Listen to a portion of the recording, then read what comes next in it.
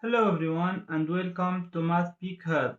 Today is the first video of a playlist about one of the most important topics in mathematics, functions. Functions appear everywhere in algebra, calculus, physics, computer science, and even machine learning. They describe how one quantity depends on another, which is why they appear throughout science and engineering. If you understand functions well, you will find many future math topics much easier. In this video, we will try to answer three questions. What is a function? What is a function notation? And how do we evaluate a function? And before we continue, I like to say that we have a special gift for you if you continue until the end of this video. So, let's begin. What is a function? Imagine a machine. You put some input into the machine and the machine gives you exactly one output. A function works exactly like this. Input, function, output. Imagine two sets, one containing the inputs and one containing the outputs. The element of these sets can be anything, numbers, shapes, or even apples. But in mathematics, we usually work with mathematical objects, such as numbers. A function is a rule that assigns each element of the input set to exactly one element of the output set, like this. The input set is called the domain and the output set is called the codomain. We will study these ideas in detail and the difference between the codomain and the range in the next lesson, inshallah.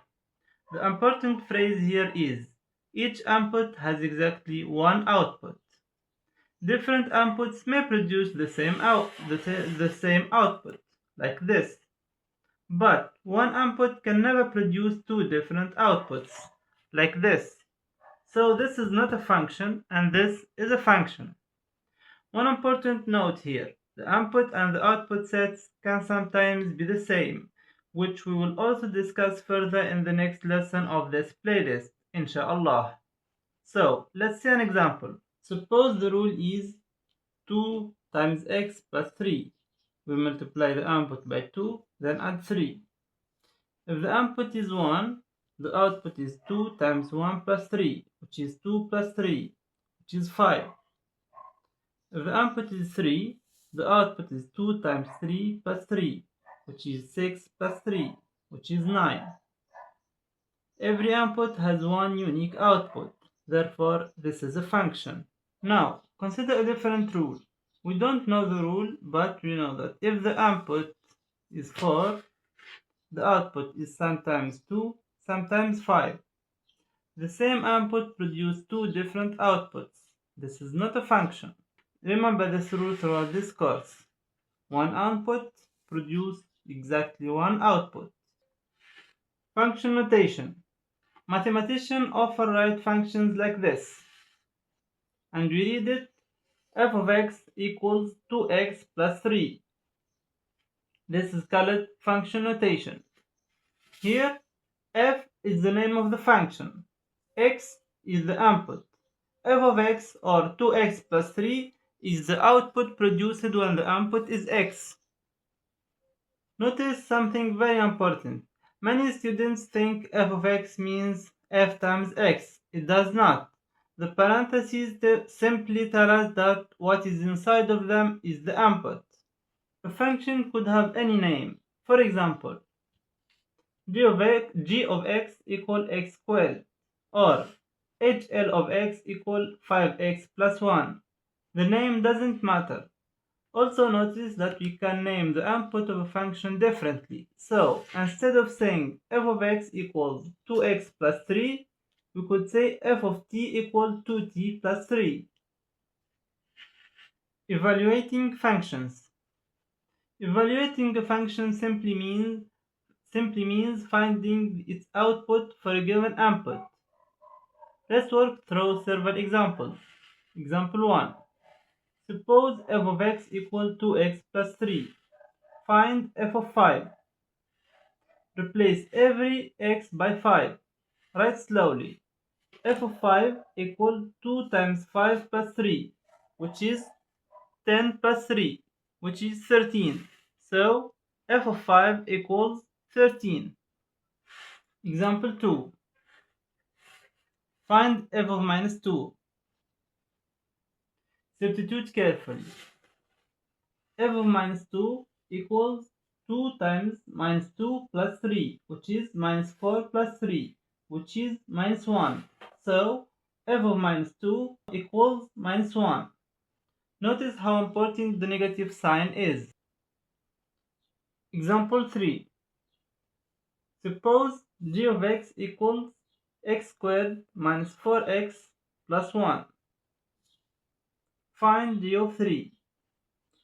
Replace every x by 3. So g of 3 equals 3 squared minus 4 times 3 plus 1, which is 9 minus 12 plus 1, which is minus 3 plus 1, which is minus 2. So g of 3 equals minus 2.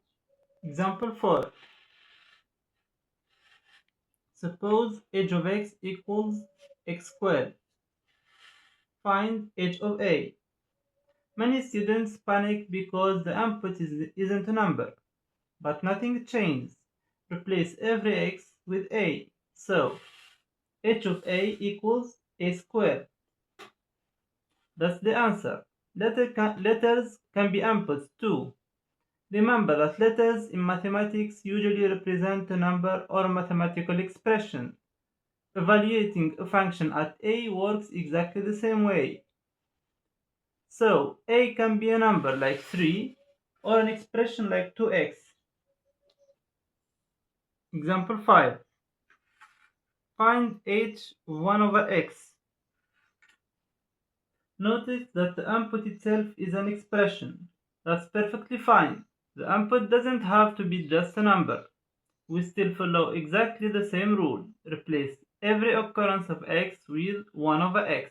So h of 1 over x equals 1 over x squared, which is 1 squared over x squared, which is 1 over x squared.